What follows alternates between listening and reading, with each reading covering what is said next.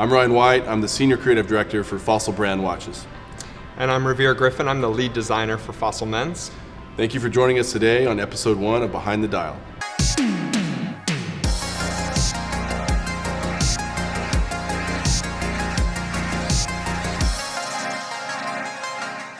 So today we want to talk to you about our newest release. We are updating a Fossil classic. So since 2008, the machine watch has been an icon of our line, and we have given it a new facelift and kind of redesigned it from the ground up and went through every detail to kind of bring it to a more modern era and make sure it's updated and ready to go. So like I said, it started in 2008. And this was the very first one that ever existed. Yep, I remember that. You were around when they designed it, right? Yeah, it was a big moment. I feel like I could feel some gravity around this watch at the time, and had no idea it'd be live this long in the product line. But it's incredible to see the different iterations that we've considered throughout the years, and it was time. It was time for a facelift and time to evolve this watch in a much richer way.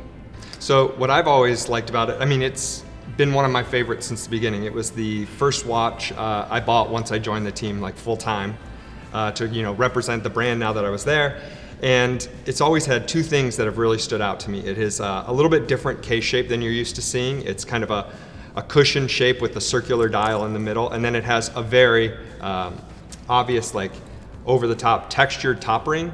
It's got a knurling on it, which is like a grip-related machining process. Mm-hmm. That's where it gets the name from, directly from the machine shop, and that's kind of where that texture comes from. And so those two elements are kind of they really make it unique in our line and kind of in the market, and it's created an icon for us, and I think that's part of its success and how it's lasted for this long. Yeah, when you hear the name machine, you automatically recognize that this is going to be a rugged, tough watch, more of an industrial inspired design, and I think that's what's always been what's made this recognizable is that kind of knurling texture, the machining technique that kind of goes into that texture, and how recognizable that is, and as a texture through grips and how you would use that in the machining world. So it's just been a fun watch. It really stands out. When I'm out and about, out in the wild is what we call it, and I see it, I can see it from across the room. I'm out at the store, I see someone all the way another aisle, I'm like, nice machine. Yeah, they got the machine on. Yeah. So with those two elements kind of being the core to its essence, when we went to redesign it, we really wanted to kind of focus on that. Yeah. And create that as the backbone, and then looking forward to kind of what other elements we could bring into the design. Do you want to talk a little bit about the setting that we kind of designed it for? Yeah, this has always been more or less a rugged watch for our assortment, and so we have these classifications of a dive watch, a pilot's watch, a dress watch, and so when we look at machine, we're like, what classification does this fit in? And it was one that kind of bridged a few different personas and different classifications. So we really wanted this to kind of stand out on its own and fit within these the way we structured this assortment. So we spent a lot of time on on motorcycles, making this fit with the name, making the inspiration kind of tie back to the name. And so motorcycles, motocross, the whole concept of someone wearing this, working on a motorcycle, the engine and tinkering, and just love the whole idea of this being a machine and you're building a machine. As a kid growing up, my dad raced motorcycles, and I remember just going into his shop and the smell of oil and the dirty, that's awesome. Shop rags on the ground, and it's just a mess, but it was such a cool experience, and there's so many things to play with, and so I think pulling all that into this inspiration, and then really focusing on the moto elements to it. Do you want to spend some time talking about how you guys brought that into the dial? So like we said in the beginning, the texture and the shape and the overall silhouette were really the grounding DNA, and then we've just talked about all this influence and design direction that we poured into it.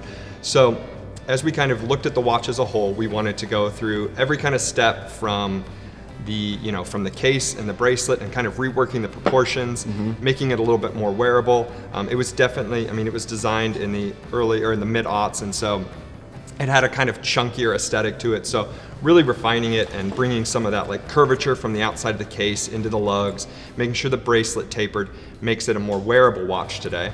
Yeah. And so that kind of kept the initial silhouette and overall look, but made it a little bit more, wearable on your wrist without sacrificing that kind of like rugged edge that you can see from across the room. And then taking all those kind of moto cues and motorcycle inspiration and really adding those into the dial. So one thing that I'm really excited about is the level of depth we've been able to create on this dial. It's just something that wasn't as feasible when this watch was originally designed. So being able to put that kind of attention and stacking of elements in there is something that gives it a rich depth that just didn't happen in the original, that I'm glad that we're paying attention and reworking it for that. And then a couple other moto details that are kind of hidden in there, because I like a watch to not just like show you everything at your first glance. You kind of reveal stuff and look at it, and you see more things that connect you back to it. So that sense of discovery. And so one of those is on that bottom layer. So like I was saying, we layered up the dial to create this rich level of depth and dimension. On the base dial, we have this linear pattern that relates back to engine blocks and the lines you see on those. And then a really subtle detail is the second hand. So on a lot of our seconds hand, they have a little round pop for some kind of loom element. And here we've really taken the shape of your classic gas tank, complete with a gas cap, and translated that into just a little hidden pop. At first glance, you might not recognize it, but now that I've told you guys, you won't be able to not see it. And I think that's just a cool type of little Easter egg in there that kind of, it's, in the past, we might have put a motorcycle on the dial, especially in the 80s, but this is a subtler way that gets all those kind of influences in there. And yeah, it blends so nicely with that second hand that you don't even really recognize it at first. So, but what a fun discovery. Yeah, I loved being able to get to spend some time and kind of rethinking this platform. He has been an icon in our line for 15 plus years now. So being able to give it the attention and kind of overhaul it and look at it from every angle and make sure that we really put the time into it that it deserves. Yeah, it's a killer watch. So when I'm wearing it today, and I just feel like I want to spend some time in the shop here and build something. So it's well, you're talking about building. The movement in it is also really cool. It is we used a Japanese small second chronograph movement. It's a Miyota JS20, and so it has workhorse. Yeah, so it's a workhorse movement. One thing interesting about it, it's all metal, so it's really meant to be like repaired and easily serviced. So this is it's literally a machine that's supposed to last and work with you, and stand the test of time. Yeah. Killer. What do you see for the future of Machine? He is such like an icon for us. I keep wanting to see how we can build and iterate on and keeping that core DNA.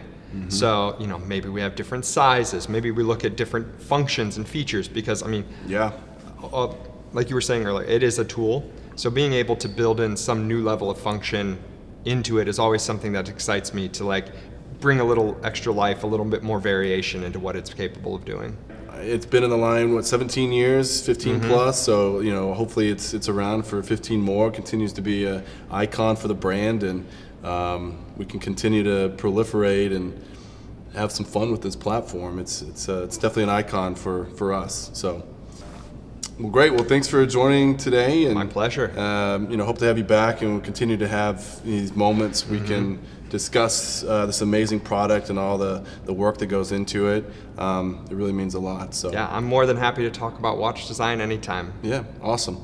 Well, thank you so much for joining us today on Behind the Dial. We really appreciate it, and join us next time, and we'll see you then.